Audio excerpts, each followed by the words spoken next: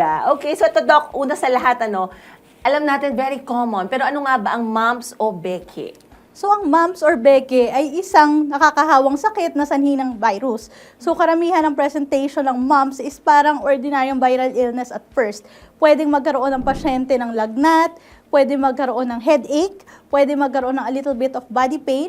But then, 1 to 3 days after ng mga prodrome ng symptoms, nagkakaroon na sila ng pamamaga ng magkabilang bahagi ng pisngi. Particularly yung ating parotid gland, which is salivary gland na nagpo-produce ng laway. Okay, so gusto ko yung sinabi mo kanina kasi kalimitan, di ba, pag yung pagka-viral illness, no? Yes, kalimitan Doc. ganyan mga 3 araw. So, common yan. So, basically, ito rin yung makikita dun sa moms bago lumabas yung paglalaki dito sa may Yes, Doc. baba ng pisngi, no? Okay, so, yun nga yung paglaki ng parotid gland. So, doktora, pag ba nagka-mumps, isa lang yan o dalawa pagka nagka-meron? Kadalasan po ang mumps is bilateral or magkabilang side. Pero maaari din pong mangyari na isang side lang po. Pero soon after, pag gumaling na yung isang side, at saka po lalabas yung simptomas ng kabilang side. I see, pero ganong katagal ba yung pagpaga? So, Kunyari, yung isa pagana. Okay. So, ilang araw bago yung isa naman? So in terms of pamamaga ng mumps, kadalasan ito ay mga at least 5 araw. So tumatagal yung total na pamamaga ng magkabilang side ng pisngi, mga 10 araw. Pero bakit nga ba namamaga yung, panga o pisngi pagka may mumps? Okay, sa mumps, kadalasan po kasi ang virus na ito, ang tina-target niya is mainly yung ating salivary gland. Particularly, yung pinakamalaking salivary gland sa ating katawan, which is yung parotid gland, na situated here, okay, in front and below of the ear. So, ito yung portion na namamaga. So, usually, for this type of ating condition, okay, sa mumps, kadalasan, pag namaga siya, ang nangyayari is yung portion ng ating tenga is medyo tumataas siya.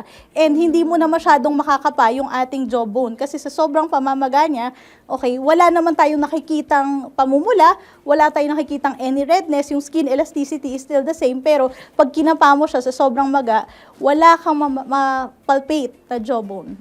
Okay. So basically, di ba, generally speaking, pag may pamamaga or yung tinatawag nating cardinal signs of inflammation, meron yung mga tinatawag na rubor, calor, dolor, o tumor, mga ganun. So basically, Yes. para maliwanag natin sa mga, ating mga tagapanood, may pamumula. Okay, in Common terms din of ba to pamumula, sa hindi siya mumps? masyadong common Hindi. sa mumps. Okay, calor, medyo parang mainit, warm to touch. Maaring warm to touch, tapos meron din tayong pamamaga, okay? Okay. And then masakit siya, isa sa So may yung hallmark. dolor na tinatawag. Meron tayong dolor. Okay, so ganun din ang presentation, Yes. same din. Yes. Okay, pero gaano bang kasakit to? Kumbaga 1 to 10, yung usual nakikita nyo sa mga pasyente. So kalimitan ng mga pasyente, minsan nahihirapan silang kumain, nahihirapan silang magsalita, nahihirapan silang uminom.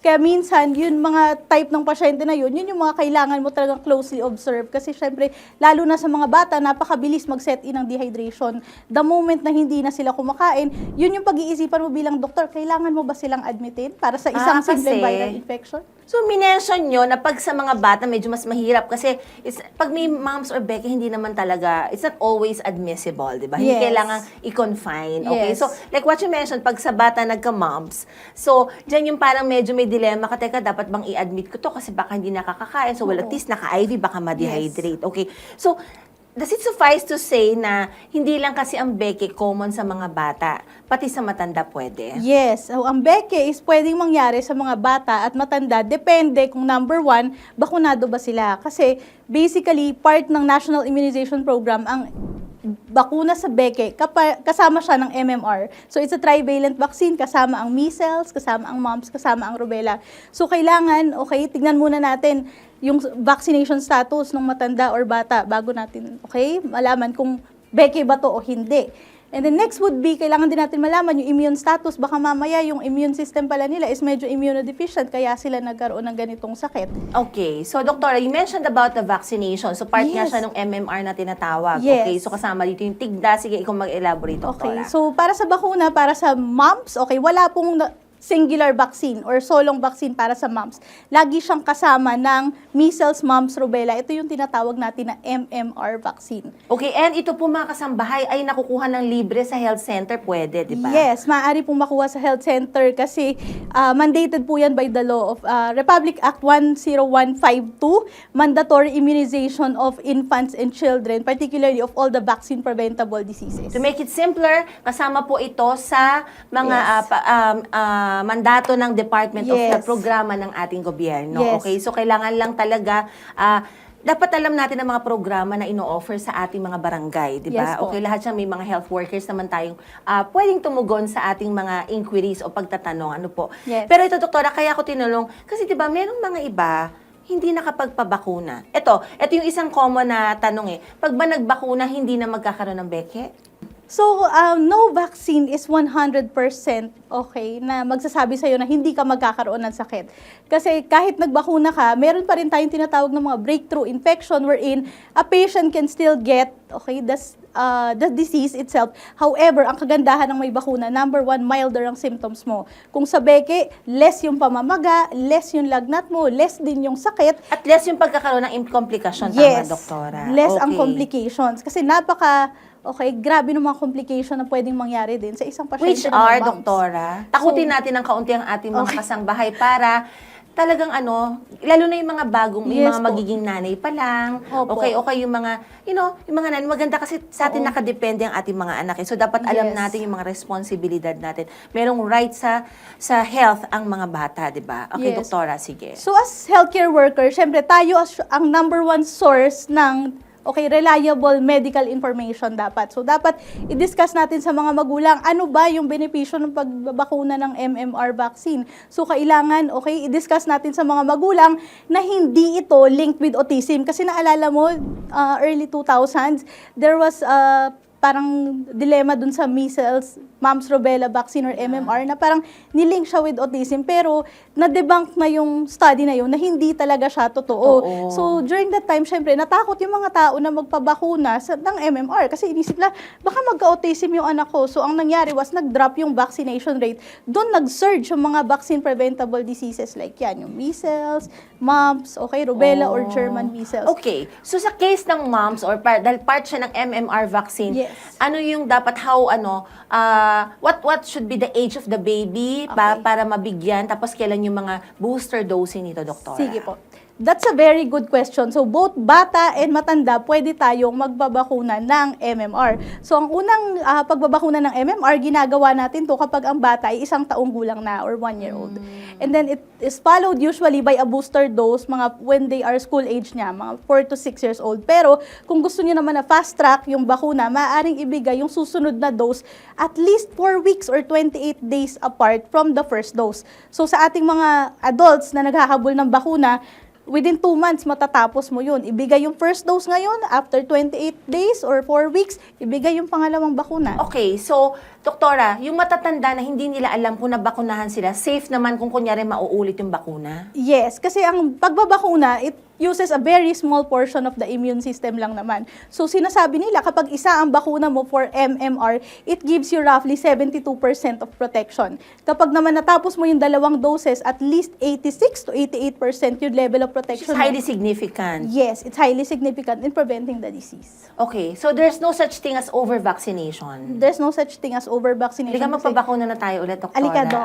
Ulitin ko yung mga bakuna. Okay, so ito hindi, doktor, ito po malinaw para at least mas naiintindihan. Kasi this is preventable, doktora, Yes. di ba? Or kung magka It's a- meron nga, at least, less complicated. Yes po. Okay, so ito. Pero ito, doktora, alam na nila kung paano sila makaka-prevent on. And pag ba may moms nakakahawa, kasi di ba, kanina partner siya ng sa vaccine na MMR, Opo. dito ay mga viral etiology, virus po ang Yes. sanhi nito, no? Okay, so basically, nakakahawa. Kunyari, nag-uusap tayong ganyan, may Becky ka, doktora, makukuha ko ba yan? Pwede. Kasi ang Becky, nakakahawa siya 2 days before pa lumabas yung simptomas hanggang 5 araw matapos mo makita yung pamamaga or So paratitis. meaning, wala ka pang Becky, pero magkakamegi ka pa lang pala, pwede ko nang nakuha din. Yes. Nauna ka lang lalabas yon pero ako din magkakameron. Yes. Oh. So, ang beke kasi, when a patient, okay, has a beke or mumps, na-expose ka sa kanya, may tinatawag tayong incubation period, di ba? It is the time where yung ating, okay,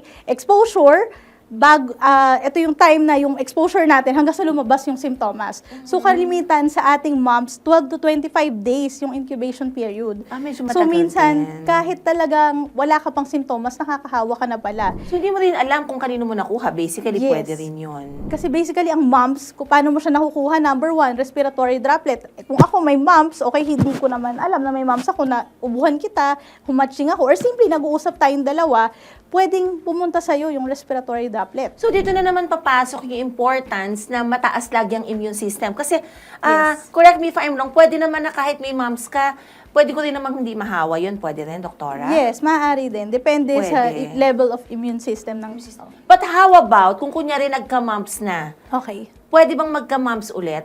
Pwede. Pwede namang maulit ang may mumps. reinfection. May mga ibang nagkakaroon ng mumps or recurrent parotitis. Kanina, so I was asking kung ano yung mga nakakatakot na mga complications. You mentioned about mas less na ngayon. Pero ano ba yung mga dating kilala na complications, linked to Okay. mumps? So baka matakot yung mga viewers natin, pero isa-isahin natin, ha? So in terms of the most common complication ng ating beke or mumps sa mga kalalakihan, particularly post-pubertal males, meaning after puberty, sila yung mga nagkakaroon ng orchitis or pamamaga ng testis. As we know, ang testis, di ba yan na nagpo-produce ng sperm, ng testosterone, okay?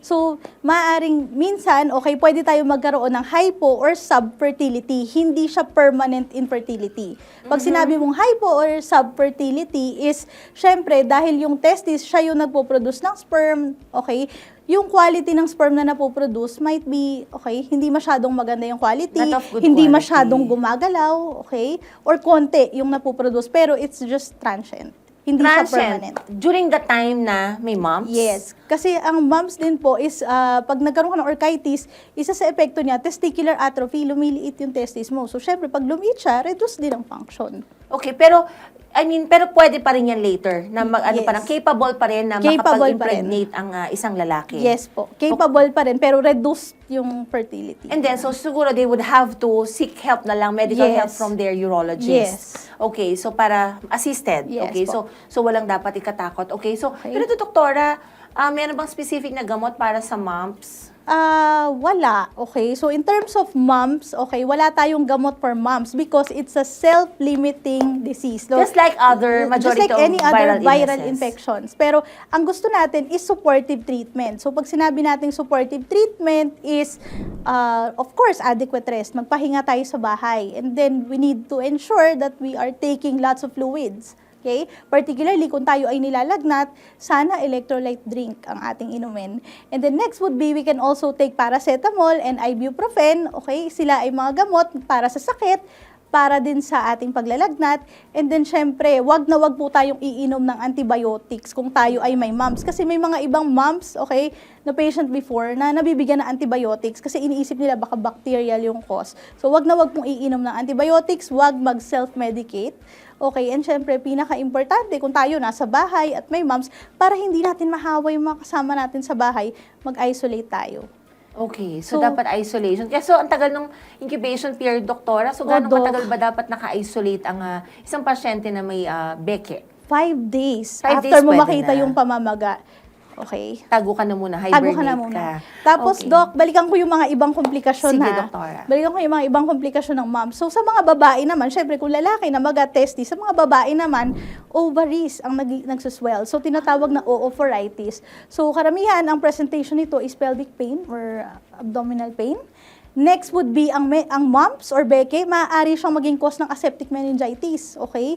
Or pamamaga ng brain and spinal cord. So, karamihang makikita sa mga pasyenteng to, ang sakit ng ulo nila. And then next would be may stiff neck and then may light sensitivity.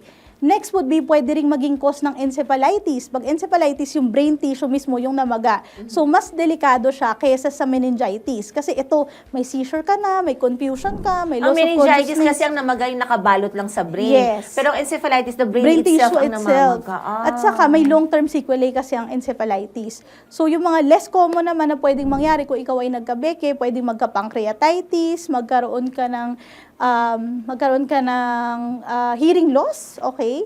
And some they say parang pwede ring magkaroon ng risk ng miscarriage kung ang nagkaroon ng moms buntis.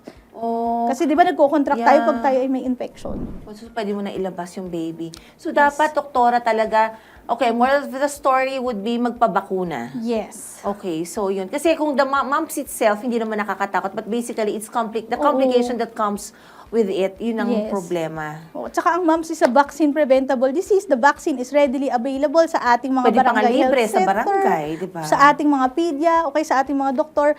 I-consult nyo lang sila kung talagang feeling nyo wala pa kayong bakuna for moms and gusto nyo maging protected, mag-consult po tayo sa doktor.